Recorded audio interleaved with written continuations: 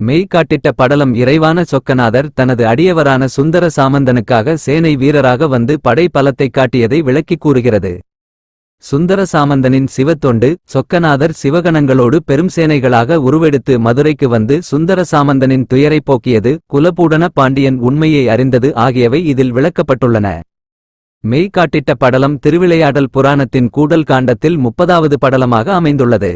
சுந்தர சாமந்தனும் குலபூடன பாண்டியனும் அனந்தகுண பாண்டியனின் மகனான குலபூடன பாண்டியனின் ஆட்சியில் சுந்தர சாமந்தன் என்றொரு சேனாதிபதி இருந்தான். அவன் சொக்கேசரிடம் அவருடைய தொண்டர்களிடமும் நீங்காத பக்தி கொண்டு இருந்தான். அப்போது சேதிராயன் என்பவன் வேடுவர்களின் தலைவனாக இருந்தான். அவன் பல வெற்றிகளைக் கொண்ட செருக்கால் குலபூடன பாண்டியனிடம் பகைமை கொண்டு பாண்டிய நாட்டின் மீது படையெடுக்க எண்ணினான். இச்செய்தியை குலபூடன பாண்டியன் அறிந்தான். தனது சேனாதிபதியான சுந்தர சாமந்தனிடம், நீ நமது நிதி அறையினை திறந்து வேண்டுமளவு பொருள்களை எடுத்துக்கொண்டு புதிதாக சேனை படைகளை திரண்ட வேண்டும் என்று கட்டளையிட்டான். சுந்தர சாமந்தனின் சிவதொண்டு சுந்தர சாமந்தனும் நிதி அறையினை திறந்து தனக்கு வேண்டுமளவு பொருட்களை எடுத்துக்கொண்டான். அப்பொருட்களைக் கொண்டு சிவபெருமானுக்கு திருக்கோவிலும் 1000 மண்டபமும் எடுத்தான். சிவனடியார்களுக்கு திறமுது செய்வித்து எஞ்சியவற்றை உண்டு வாழ்ந்து வந்தான். இச்செய்தியை ஒற்றர் மூலம் குலபூடன பாண்டியன் அறிந்தான்.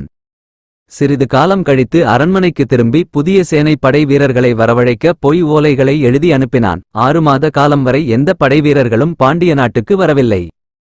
ஒருநாள் குலபூடன பாண்டியன் சுந்தர சாமந்தனிடம், நாளை சூரியன் மறையும் முன்னர் ஓலை விடுத்த சேனைப்படை வீரர்கள் அனைவரையும் மதுரைக்கு அழைத்து வரவேண்டும் என்று கட்டளை பிறப்பித்தான். சேனைப்படையுடன் இறைவனாரின் வருகை அரசனின் கட்டளையை கேட்ட சுந்தர சாமந்தன் அதற்கு சம்மதம் தெரிவித்தான். பின்னர் திருக்கோவிலை அடைந்து, எம்பெருமானே, அரசன் அளித்த நிதியினைக் கொண்டு சிவதொண்டு செய்துவிட்டேன். இனி எப்படி பெரும் சேனைகளை நாளை திரட்டி காண்பிப்பது என்று விண்ணப்பம் செய்தான்.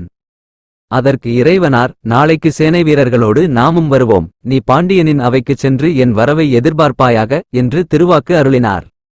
மறுநாள் சோமசுந்தரர் தமது சிவகணங்களை வேலேந்திய படைவீரர்களாகவும் தாமும் ஒரு குதிரை வீரனாக கோலம் பூண்டார். தன்னுடைய இடப ஊர்தியை குதிரையாக்கி அதன்மேல் ஏறி தன் பரிவாரம் சூழ ஒற்றைச் சேவகராய் மதுரையை நோக்கி எழுந்தருளினார். சேனையின் வரவினைக் கண்ட சுந்தர சாமந்தன் குலபூடன பாண்டியனின் முன் சென்று வணங்கி சேனைகளின் வரவு பற்றி தெரிவித்தான். குலபூடன பாண்டியனும் மனம் மகிழ்ந்து கடைவாயில் வந்து அங்கிருந்த மண்டப அரியணையின் மீது வீற்றிருந்து சேனை பெருக்கத்தின் சிறப்பினை நோக்கினான். இறைவனாரை பாண்டியன் உணர்த்தல் சுந்தர சாமந்தன் அணிவகுத்து நின்ற ஒவ்வொரு பகுதியினரையும் காட்டி அவர்கள் எந்த நாட்டினைச் சார்ந்தவர்கள் என்று வரிசைபட மெய் காட்டி கூறினான். முடிவில் பாண்டியன் ஒற்றைச் சேவகராய் நின்ற சோமசுந்தரா கடவுளைக் காட்டி, அவர் யார் என்று கேட்டான். அதற்கு சுந்தர சாமந்தன், இச்சேனை பெருக்கத்துள் அவரை யார் என்று அறிந்து எவ்வாறு கூறுவேன் என்றான். உடனே பாண்டியன், அவரை அழைத்து இங்கு வருக என்று கூறினான். சேவகரும் தன்னடியவரான சுந்தர சாமந்தனுக்காக பாண்டியனின் அருகே வந்தார்.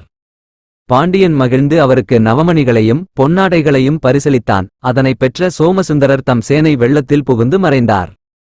அப்போது அரசன் முன் ஒற்றன் ஒருவன் வந்து, அரசே, சேதிராயன் வேட்டைக்குச் சென்றபோது புலியால் அடித்து கொல்லப்பட்டு இறந்தான் என்று கூறினான். அதனை கேட்ட பாண்டியன் சுந்தர சாமந்தனுக்கு நிறைய பரிசுகளை வழங்கினான். பின், இந்த சேனைகளை அந்தந்த நாட்டிற்கு அனுப்பி வை என்று கூறினான். சோமசுந்தரர் மனித வேடம் கொண்ட வீரர்களாகிய சிவகணங்களோடு மறைந்தருளினார். நடந்தவைகளை சுந்தர சாமந்தன் விளங்கிய பின், குலபூடன பாண்டியன் சேனையாகவும் ஒற்றை வீரராகவும் வந்தது சிவகணங்கள் மற்றும் சொக்கநாதர் என்பதை அறிந்து கொண்டான்.